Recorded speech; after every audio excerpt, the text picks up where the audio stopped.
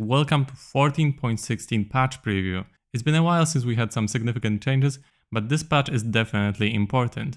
It's gonna have changes to death timers, it's gonna have changes to items like Doran's Blade or Blade of the Ruined King. There are some champion buffs, some champion nerfs, and some champions like Kiana or Senna are gonna have pretty big changes to their kit. So let's get started. As Freak says in his tweet, this patch is simultaneously solo queue and pro play focused. So this patch is gonna address solo killing for top laners, AD carry power level, and also help some champions that are currently struggling. So let's start with some system adjustments, because those changes are very important and it's gonna impact every single game of yours. So we're talking about the changes to death timers. Death timers at levels 1 to 8 are gonna be 4 seconds longer. So at level 1, for example, instead of having 6 seconds death timer, you're gonna have 10 seconds death timer. At level 9, the death timer is gonna be increased by 2 seconds, and from level 10 forward, the death timer is gonna be the same. This change in particular is targeted to nerf teleport a bit, because when you have a longer death timer and you get solo killed in lane, let's say by your opponent who is running Ignite, it's less likely that you are gonna be able to catch the wave. So what happened in the previous patches is that even if you get solo killed by an enemy, but you had teleport and he didn't, and you teleported back to lane, it was still very possible that you will be ahead of him, despite him solo killing you. So that didn't make much sense, and plenty of people were frustrated that, okay, I take Ignite, I solo kill the enemy, but he teleports, fixes the wave, and okay, I am in trouble. So this is supposedly gonna help with that. And also there's another change that goes with death timers, and this is the change to death home guards. So the duration of home guard after you die is gonna be 8 seconds instead of 5, and furthermore, the timer starts when you leave the fountain instead of instantly. So realistically, your duration of home guard is gonna be increased by like 4 seconds, so more or less this should save you around 2 seconds getting to the lane. Let's say you have Ignite, you have 4 seconds longer death timer, but you should get to the lane roughly 2 seconds faster, so you will be 2 seconds slower. But the person with teleport, for example, is gonna still be 4 seconds slower. So technically whoever is not running teleport and dies is gonna be slightly favored versus teleport after this patch. Let's have a look at changes to the items right now. So the Black Cleaver no longer has a 0.01 second cooldown between stacks. This is targeted mostly to buff champions like Senna or some on-hit fighters. As a result of this, Senna can get 2 stacks per attack again. Then we have a very important change, and this is a nerf to Doran's Blade. So Riot was considering to buff Doran's shield, but they decided to nerf Doran's Blade instead. So the HP is gonna be reduced from 100 to 80, and the lifesteal is gonna be reduced from 3.5% to 3%. And as a result of this change, it is pretty likely that we will see more Doran's shield being picked up. So Doran's Blade is gonna have even less HP than Doran's Ring. Then we have the changes to the Blade of the Ruined King. The AD is reduced from 55 to 50, the attack speed is also reduced from 30% to 25%, and then there's also change to the target current half damage from Mist's Edge.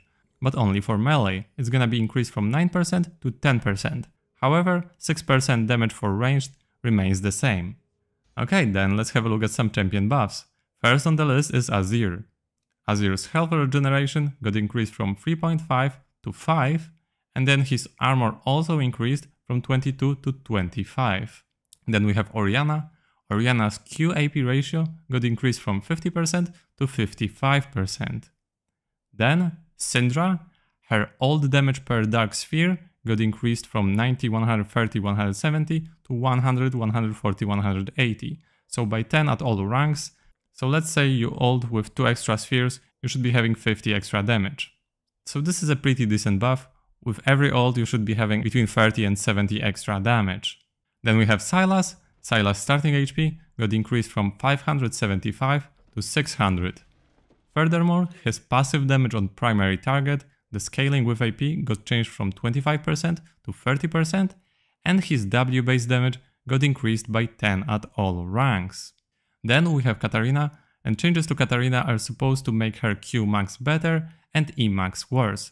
So Q damage increased from 80-200 to 80-240, so the rank 1 is the same, but then with every level you get 10 extra damage, and also AP scaling on that ability increased from 35% to 45%. Then we have changes to her E-base damage. It got changed from 20, 35, 50, 65, 80 to 20, 30, 40, 50, 60. So the rank 1 is the same, but with each level up of E, you're gonna lose 5 damage. And Katarina's ult is also nerfed. The on-hit effectiveness got reduced from 30-35-40% to 25-30-35%, so her on-hit got reduced by 5 percentage points at all ranks. Then we have a little buff to Vi. Her Q minimum base damage got buffed by 5 at all ranks, and then the max damage by 10 at all ranks. The next on the list is Skarner. His base HP got increased from 610 to 630, his base AD got increased from 60 to 63, and then his Q bonus AD ratio got increased from 60% to 80%. Then we have some buffs to Wukong. Wukong's passive armor got increased by 1 at all levels, so this stacks up to 6 extra armor, and then Wukong's E, Nimbus Strike, its bonus attack speed got increased by 5 percentage points at all ranks. Then there are nerfs to Corki. His Q cooldown got increased by 1 second at all ranks, so it's gonna be 7 seconds when maxed and it used to be 6. And its mana cost got also increased, it used to scale from 60 to 80, but now it's gonna be 80 mana flat. Then we have changes to Lucian. His passive AD ratio increased from 15% to 20%, and then his Q base damage got reduced by 10 at all ranks. Then we have changes to Kiana. Those are pretty big. So base armor got increased from 28 to 31, then we have the Q damage that got increased by 10 at all ranks, and furthermore the bonus AD scaling got changed from 75% to 90%, but old bonus AD ratio got reduced from 175% to 125%. So Riot wanted to shift some power away from Kiana's ult and make her Q more powerful. But they also changed the W's passive, so the base bonus magic damage on hit got reduced, and it got reduced pretty significantly, from 8, 22, 36, 50, 64 to 8, 16, 24, 32, 40. There's already a thread on League of Legends subreddit that this Kiana W nerf will kill the champion. As the person who's playing Kiana explains, at level 13 you lose 72 damage per combo, and that is without even using your auto attack or ulting. So this nerf, when you do a proper combo, is gonna be more than 100, then when you add up the ult nerf, it can be more than 200 damage. Sure, there will be some compensation from Q, but it's likely that this W nerf is just too much. As the person is explaining, you need 227 bonus AD, without even counting auto attacks and D, to compensate for the losses from the W nerfs. So this pretty much means 4 full items. So Riot wanted to help Kiana, but with these W nerfs, it's not looking good for her. Okay, and then finally the biggest change to the champion, this is Senna. I already made a dedicated video to the Senna changes, you can check it in the description, but let's quickly go through all the changes that Senna is gonna have. Her attack speed per level is gonna be reduced from 4% to 2%, her passive critical strike chance per 20 misstacks is reduced from 10% to 8%, then we have plenty of adjustments to Q.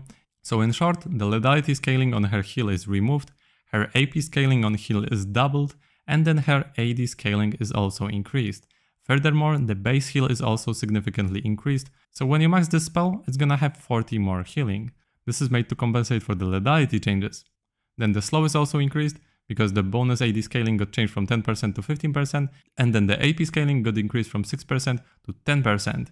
Then we also have changes to her W root duration, it got increased by 0.25 seconds at all ranks, and then more buffs to her ult. The shield is increased 20 at rank 1 and 10 at rank 2, and it's gonna be the same when it's maxed, but the AP scaling got changed from 40% to 70%. She's gonna have less DPS, but she's gonna be a better support. She can now become a proper enchanter. Let me know what do you think about these changes. Thanks for watching, and have a nice day.